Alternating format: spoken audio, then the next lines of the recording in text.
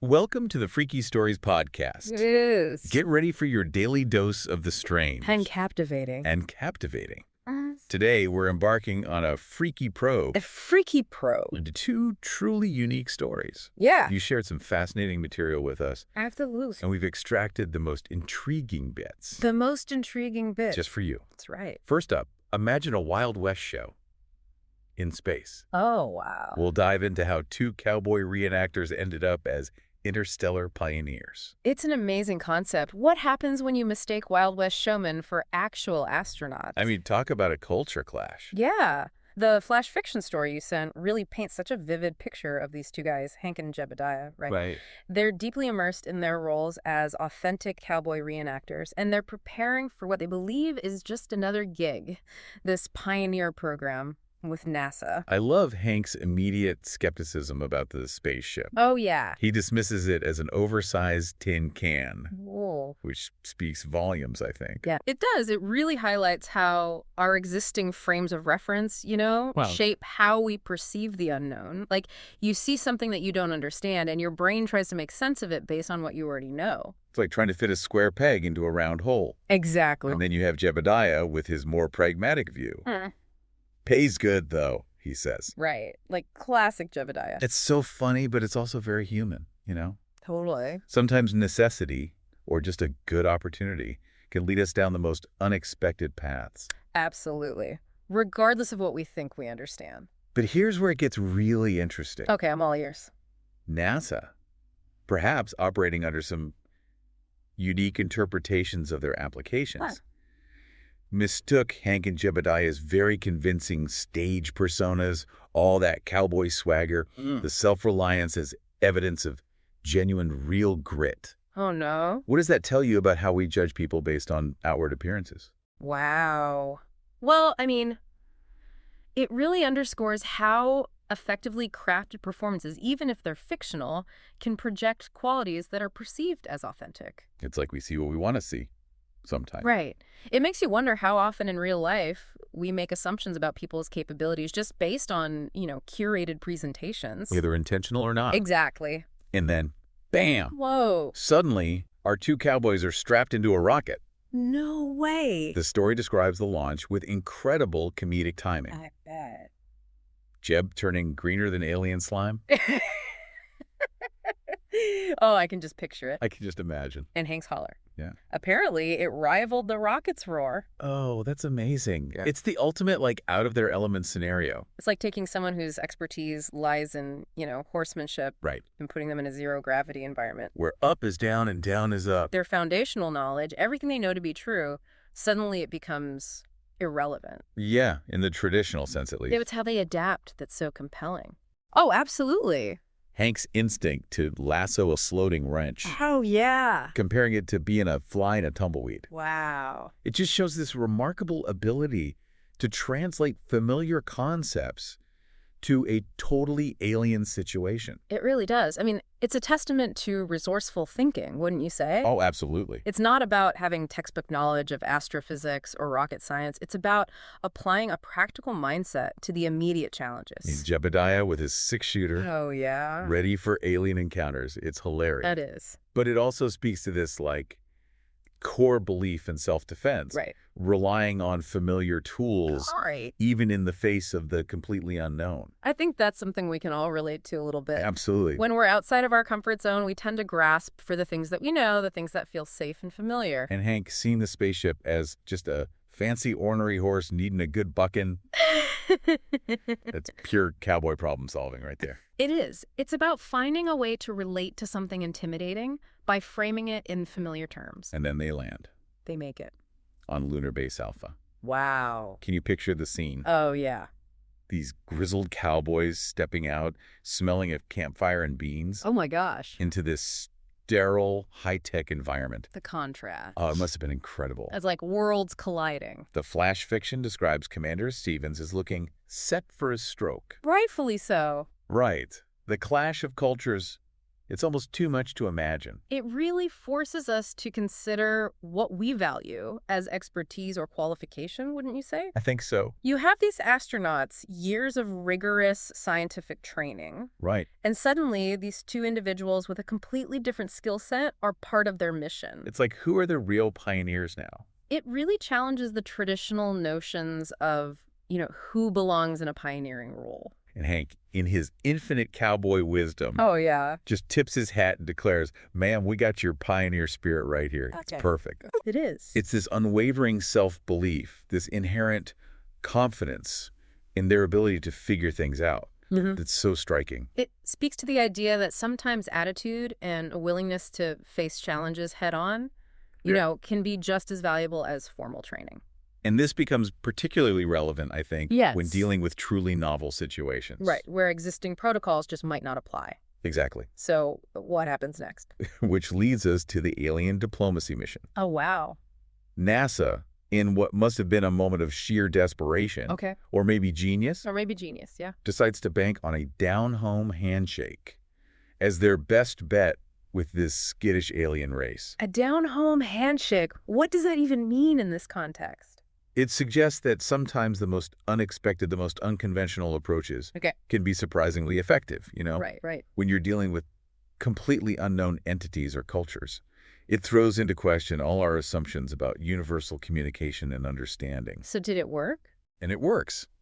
Apparently, these bug-eyed aliens were initially a little perplexed by, the spurs, Just the spurs. the lasso. But then Jeb pulls out his harmonica Okay, here we go. and plays Home on the Range. You're kidding! The classic. It's presented as this universally resonant tune. Of course. Obviously, it's a little bit of a humorous exaggeration. Right, yeah. But it touches on this idea that music can transcend linguistic and cultural barriers. I mean, I think we've all had those moments where you hear a piece of music from a completely different culture and it just moves you.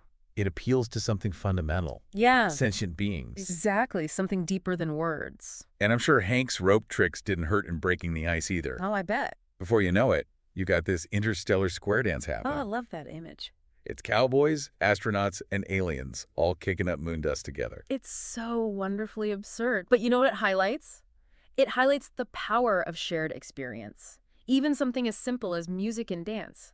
It can build connections, foster understanding between seemingly completely different groups. It's a reminder that common ground can be found in the most unexpected ways. Their lack of astrophysics knowledge. Which is, significant. He's completely overshadowed by their practical grit, gumption, and stubbornness, as the story says. I love those words. It really makes you wonder, in your own life, where might a dose of that kind of unwavering self-reliance get you further than more traditional expertise? That's such a good question for our listeners to ponder. It suggests that adaptability, resourcefulness, and a can-do attitude can be incredibly powerful assets. Especially, I think, when you're facing unfamiliar challenges where, established knowledge might be limited. Because sometimes it's not about what you know, it's about how you approach the problem. Absolutely.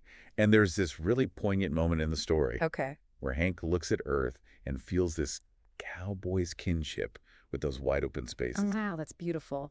It connects the frontier spirit of the Old West to the final frontier of space. It does. In a really beautiful way. It's about that inherent human drive to explore, to push boundaries. It really underscores this fundamental human desire for exploration and the connection to vastness, whether it's, like you said, the open plains or the cosmos. And I think that pioneering spirit might be a more universal human trait than we often realize.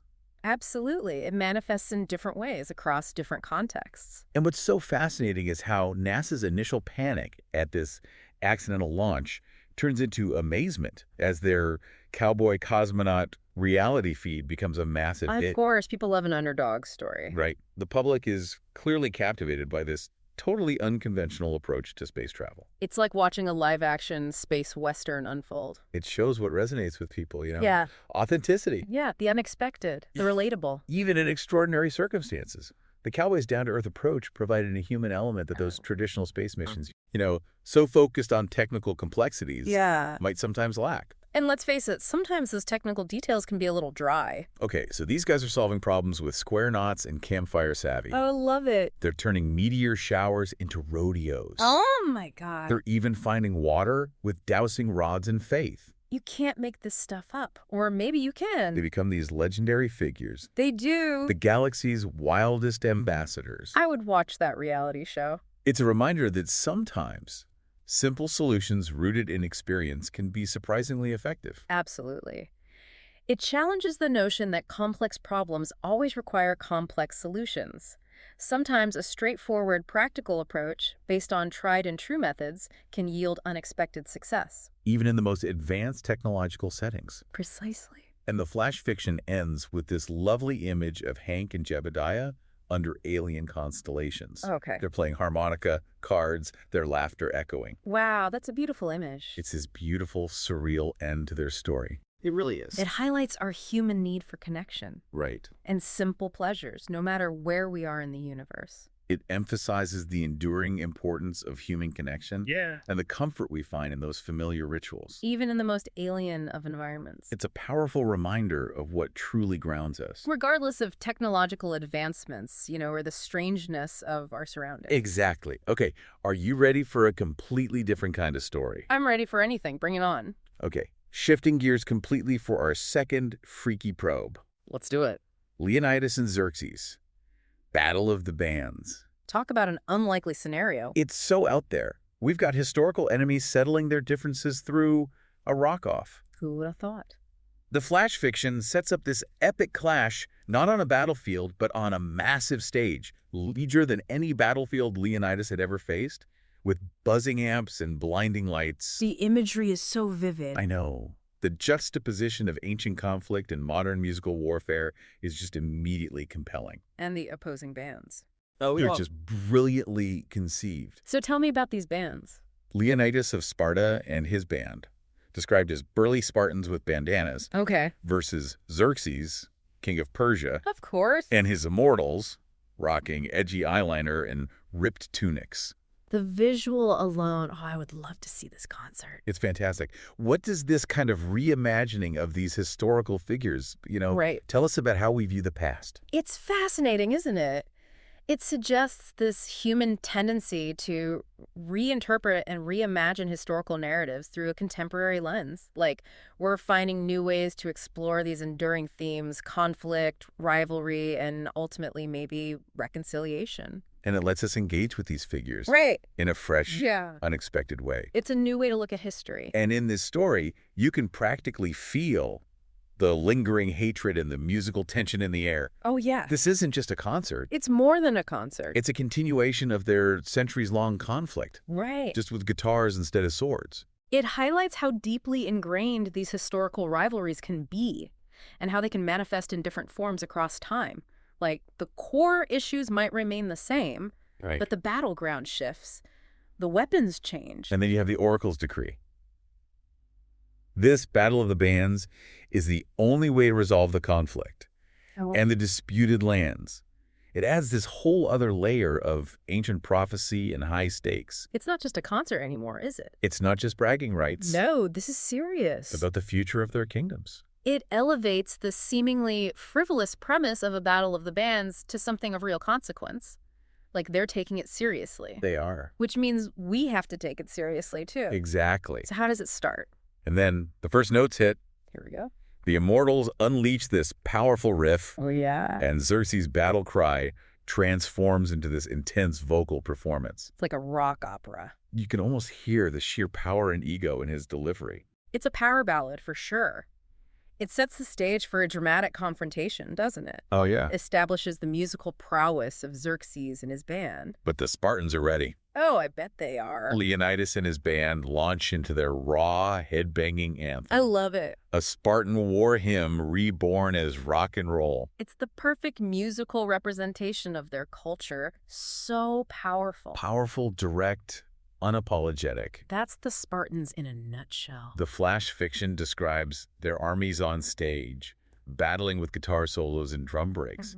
It's this chaotic, I've no bet. yet somehow harmonious Right. clash of musical styles. It's a fusion. And the crowd. Yeah, what about the crowd? They're a mix of all these ancient cultures. Wow. And they go absolutely gloriously insane. It's like they've never seen anything like it before. It's amazing. Yeah. What does this kind of wild reaction tell us about the unifying power of music? I mean, it underscores music's ability to transcend cultural boundaries, right? And to evoke such strong emotional responses. It brings together these diverse groups of people in a shared experience. On energy. Of energy, yeah. Of excitement. Even amidst all this historical animosity. Right, exactly. Right. Even amidst all that, a compelling performance can create this sense of collective enthusiasm. And then you start to see this grudging respect emerge. Okay. Even Leonidas Oh, yeah. admits, that Xerxes has talent. He acknowledges his vocal prowess and the emotional depth of his guitar playing. Even in the midst of this rivalry, there's this recognition of talent. It shows that even fierce competitors can recognize and appreciate skill in their opponents. I think that shared participation in something demanding, like a musical performance, can foster this level of mutual respect that goes beyond, just pure antagonism. Absolutely. But what about Leonidas? What's his deal? Well, Leonidas, he's got that warrior's fire. Of course he does. And it translates perfectly to his musical performance. It's not just technical skill, it's the passion, the intensity he brings to it. It emphasizes that performance isn't just about technical proficiency, it's also about the emotional connection and the raw energy that an artist brings to their work.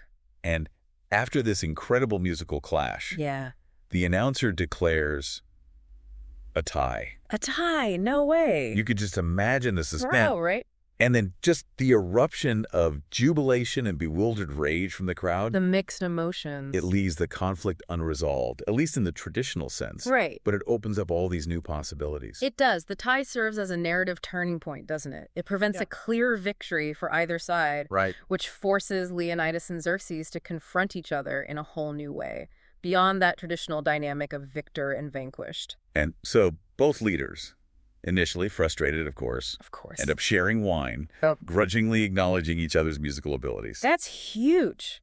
For them, sharing a drink, it's a big deal. Xerxes even admits that Leonidas wasn't terrible. That's practically a declaration of friendship. Right. Coming from him, that's huge. I mean, it's a moment of unexpected camaraderie, wouldn't you say? Oh, for sure. Born from the shared intensity of the competition.